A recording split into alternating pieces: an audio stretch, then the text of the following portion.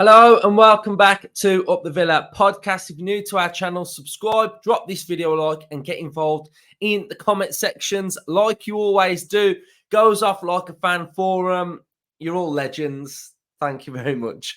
Right, so let's turn our attention now to Europa Conference League action, and it's starting to get a little bit serious in the group stage now. We are edging into past the halfway stage of the group, and wins are now crucial.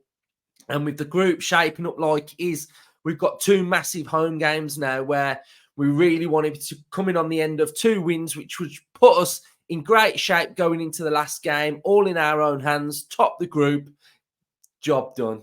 Forget about Europe until February time, and then we can concentrate on the Premier League. And you know, we're edging into a fixture list now where it's getting heavily congested.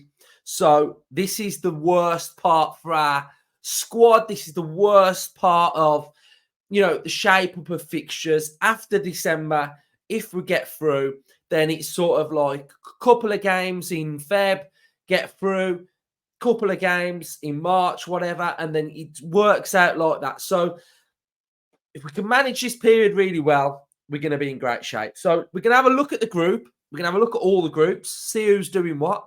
Then we've got my good friend AVFC Scout, who has showcased some fantastic slides of the game that we saw in Alkmaar. And then we're going to have a good chat about, you know, what to expect and vice versa. So get involved in the comment section down below then. So let's have a look at Aston Villa's group then before we really go anywhere. We've got Legia Warsaw top of the group on 6 points. Villa second on 6 points. Zrinjski Mostar on 3 and Alkmaar on 3. Now, Villa have got an important 2 games because for me, these 2 games will get us out the group. Beat Alkmaar, we'll go on to 9 points. Then we have a big, crucial, this would be the crucial game because I would imagine Legia Warsaw are going to beat Zrinjski at home. So we should both be on 9 points. Villa beat Legia, we go on to 12. And then Legia play Alkmaar. So 1 or 2 of those will drop points. That'll be a tough game anyway for Legia. And then Villa do the job against Zrinjski Mostar and we top the group. So that's how I see it going. Is it going to be as routine as that? I would like to hope so. If we have a look at some of the other teams that are in the groups, we've got Lille on 7 points, going well. We've got Ghent on 7 points in Group B. We've got Zagreb not doing too great on 3 points there. Bruges on 7 points. Besiktas only on 1 point in Group D. Group F, we've got Fiorentina. Genk on 5 points. So that's a really close group. Group F is really close. And then we've got Group G. We've got Frankfurt on 6 points. PAOK on 9. Aberdeen on 1. Fenerbahce have won all of their games in their group. So you can kind of get a feel for who are doing well in their groups. But now I just want to take you back to the Alkmaar game away. And it was a real big performance, wasn't it, from Villa? It was a big away standout performance because we hadn't gone great guns, had we, in this competition. We hadn't performed that great. We were poor at Legia. We had that last minute winner against Mostar. So this was a real tester for the squad. It was our first real, you know, the Legia away game was big, but this was big because we'd had a problem in the first away game. And we sort of tweaked the system a little bit, didn't we? And I spoke yesterday about the away system and how Unai can just change odd players and make the system look slightly different. And this was one of those games. So if we go back to that lineup on paper, you'd look at it and think it doesn't look too dissimilar. But the position of Yuri Tielemans now, before that, he came under massive stick, didn't he? Huge amounts of stick before this game. And we'd seen him in different positions, hadn't we? We'd seen him in the double pivot as the deep line double pivot player. We'd seen him in that system. We'd seen him with Louise. We'd seen him further forward and Kamara. So we'd seen him in a different variation. But in this game, being in that 10 allowed him to actively become an attacking player, but also make up a 3 in the middle. Now, everybody says his best position is playing in a 3. It's not playing in a 2. And this game really saw the best out of Yuri Tielemans. And we'd got Leon Bailey playing out wide. He was actively our wide player. And it was a real standout performance. And we played really, really well. Whatever Villa did in this game, Alkmaar had no answer for.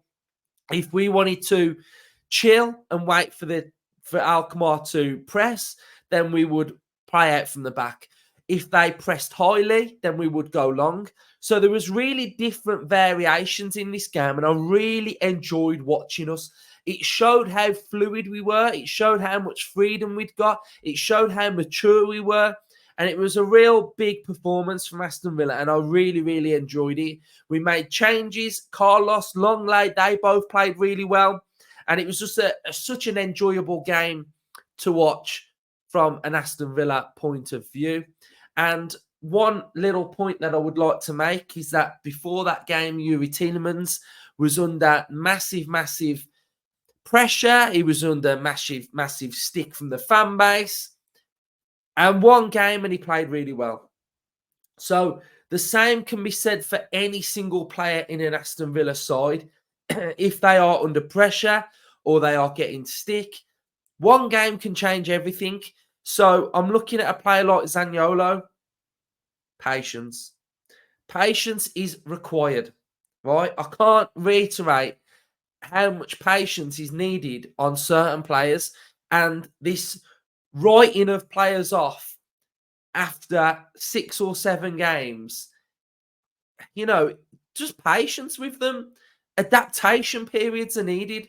We saw Pau Torres getting massive amounts of stick, and he's had to adapt to the Premier League. And now we're starting to see the best out of Pau Torres. The same can be said about Zaniolo as well. So,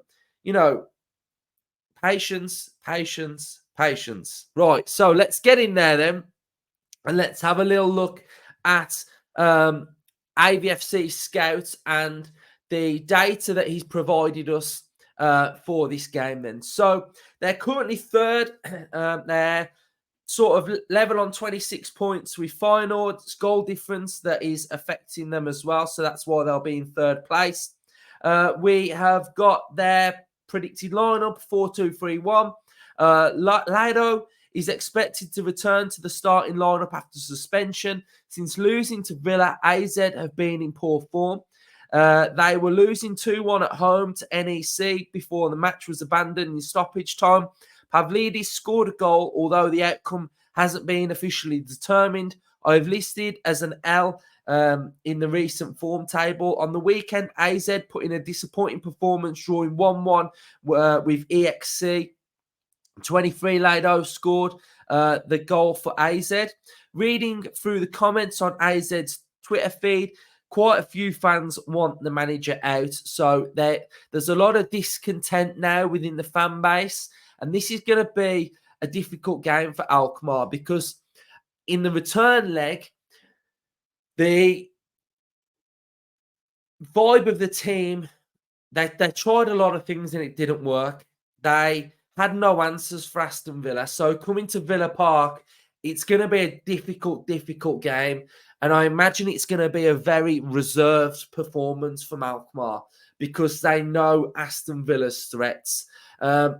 And it was Mola Wolf who was speaking for Alkmaar after the game, and he was sort of saying that this is the best team he's ever played, and whatever they tried didn't work. And it was a real good interview with Wolf, and I actually really like the left back Wolf. I think he's quite attacking. He can go into central areas. He can invert, And then Sugawara on that right-hand side as well. He can sort of bomb on, or he can invert and make up a back three as well. So, they have still got some really dangerous players. And I think they'll be coming to Villa Park to try and put in a performance. But I think Villa will be too strong for them. So we've got some images now of the game in the first leg. Well, the first game. And it really shows Aston Villa's style. And when I spoke earlier about Aston Villa's style in this game, this really highlights all the different styles that we've got. And hopefully this will give you a bigger picture and a real understanding of how we play away from home as well. So it's kind of like a 2.0 from yesterday's performance, and you'll be able to see images as well. So defensive setup. So the early standoff really set the tone for the game, and it was Villa who dictated their will. The game plan from AZ was to stop the ball into central areas to limit transitions and space in behind. Number 9 and number 10 were clearly instructed to hold their position, blocking passes into Villa's pivot. The wingers were also narrow. Number 10 leads the AZ press. He was directing his teammates at one point during this standoff to actually stop the number 9 going forward. Martinez holds onto the ball for 35 seconds and Villa win the mental battle. AZ finally are drawn out.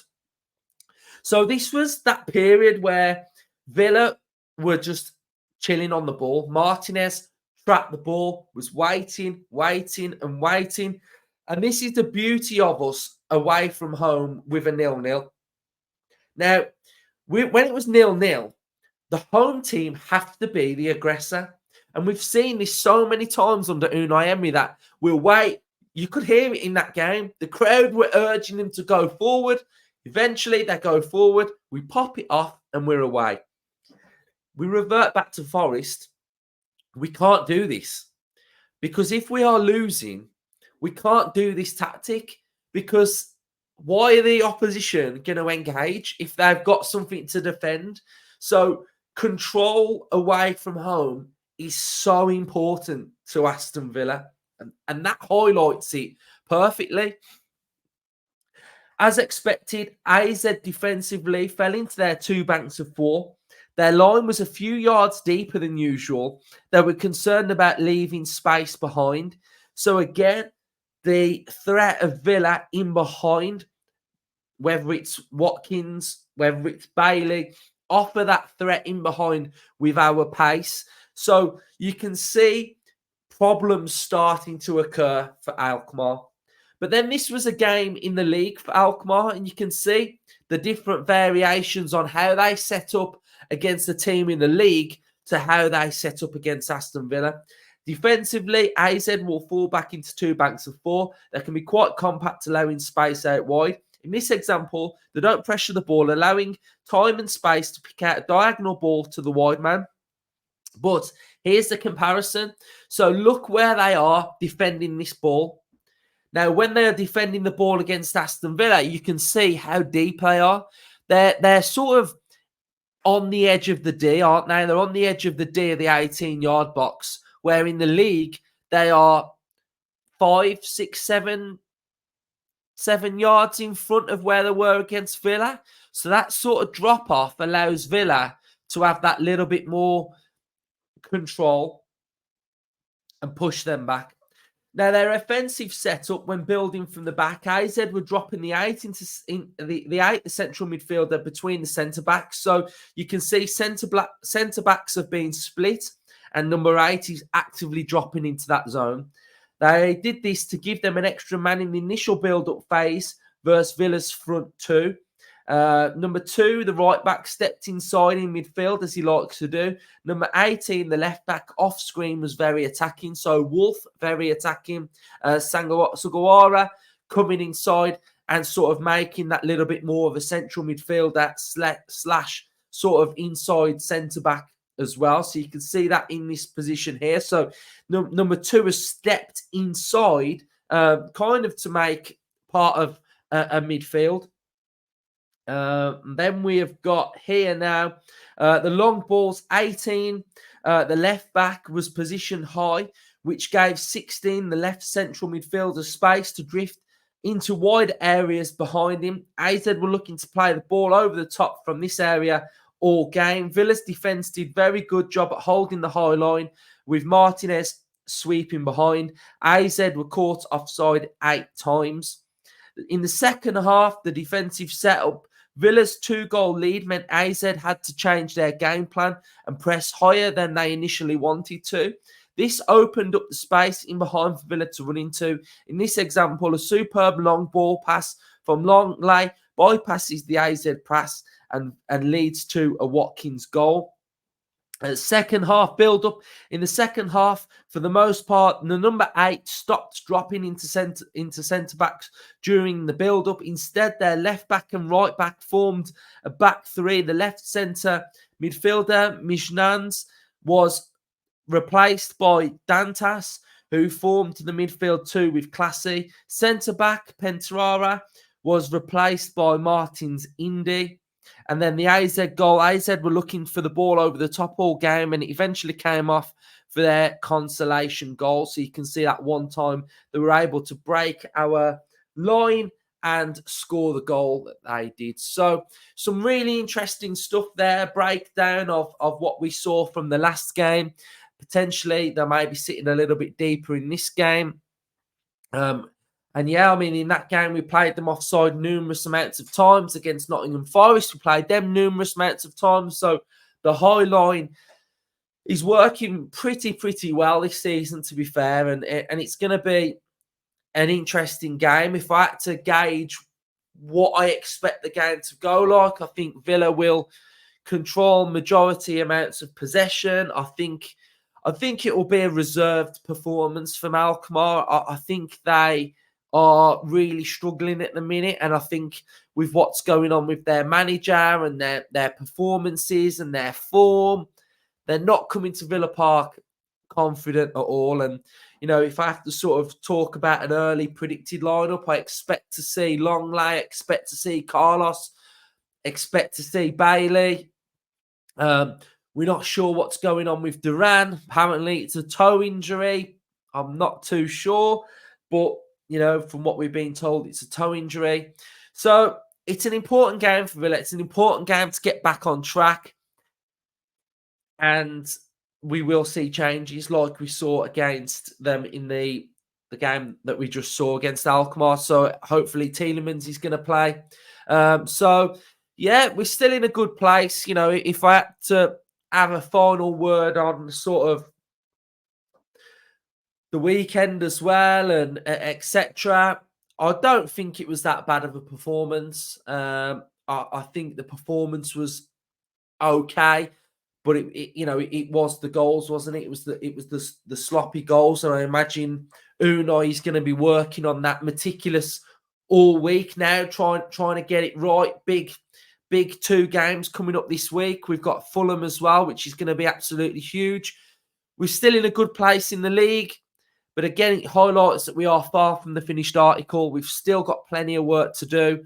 But, you know, we are still in the mix. And before the season started, I said I want to see Villa in 6th place in that mix all season. So, you know, we've had a bit of a setback, but it's how you react from that setback now. So we react really well to setbacks under Unai. So it's important that we do the same. So Villa fans, let me know your thoughts. Are you looking forward to the game? Are you going to the game? We will have fan cams for this game as well. So if you do want to come on the fan cams, you can come and get involved. We will have a predicted lineup out tomorrow as well. So we'll go in depth tactically, what I can expect from Villa, what I want Villa to look like. And we'll see you all at the fan cams, and hopefully we're talking about another 3 points in Europe. So thank you, everybody who's been enjoying our content. If you are new to the channel, you will have noticed that we upload a lot of content with all different variations. I'm all about different variations. I want to bring different aspects of it to you, whether it's match previews, where we look at the opposition teams' predicted lineups, where we look at our lineup and tactically how we can exploit certain teams. We've got fan cams after the games. We've got opposition previews, which go in depth on the opposition teams. So So, sorry, we've got loads of different variations of content for you, and that's what I'm here to do. Create different content for you guys to involve, which sparks conversation, and then you guys can all express your thoughts as well. So I kind of on the channel bring the topic, you take it elsewhere and chat away and whatever. So cheers everyone. You know, you're all legends. If you are new, let's subscribe. Let's get to 15k by the end of the year. We get to 15k, that's a massive milestone. Massive. So yeah, cheers everyone. Up the Villa.